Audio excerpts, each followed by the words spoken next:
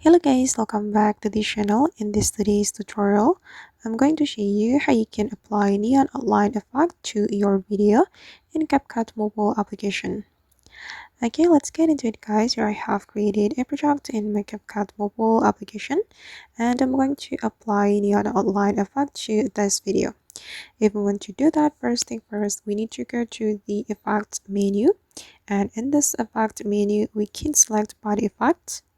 Okay, then we can go to the stroke category, this one, and here there are some options for us to create neon outline effect. You can try it one by one according to your needs. Okay, you can try electro border, flame outline, frame scatter, and you can choose it as you like. I'm going to apply this one. Okay, and then you can also adjust the effect.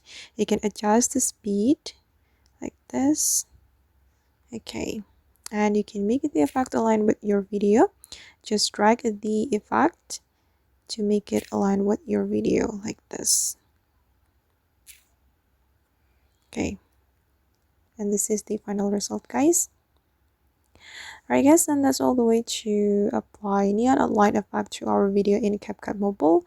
I hope this video will be useful for you. Thank you so much for watching and see you in the next video.